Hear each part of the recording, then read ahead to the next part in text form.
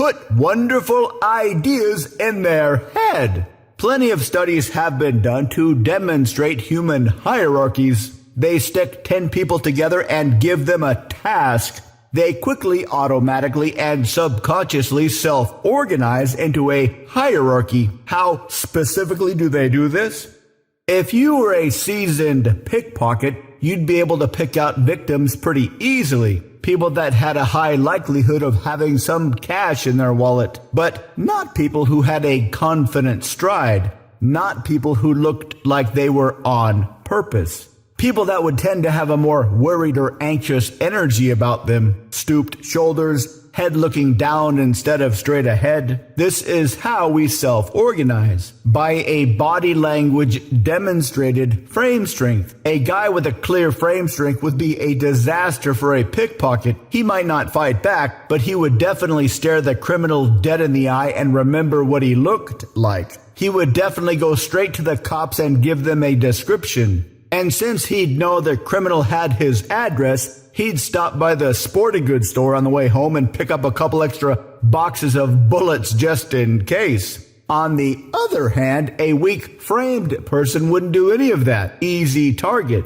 Hierarchies centered around a specific task are the same. The guy who has a strong frame of, "I've got this," would be the leader. Most others would have a frame of, "Somebody tell me what to do." Adam Smith, in his famous book, The Wealth of Nations, said that people operate within their own self-interests all the time. Guys who sell stuff don't work hard to make products because they care about us. They want our money, but they know we'll only give them our money if we get something we want in return. This overlapping selfishness, or mutual beneficial selfishness, can be found everywhere between all kinds of species.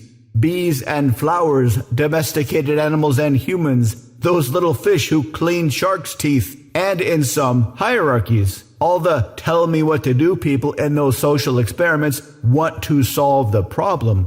The guy at the top wants to solve the problem. So when the guy at the top does the thinking for the entire group, everybody benefits. This is human nature.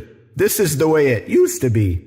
But today the system is jacked up in all kinds of ways. The people doing all the thinking are benefiting. The people copying those ideas are not. This is not a case of overlapping selfishness.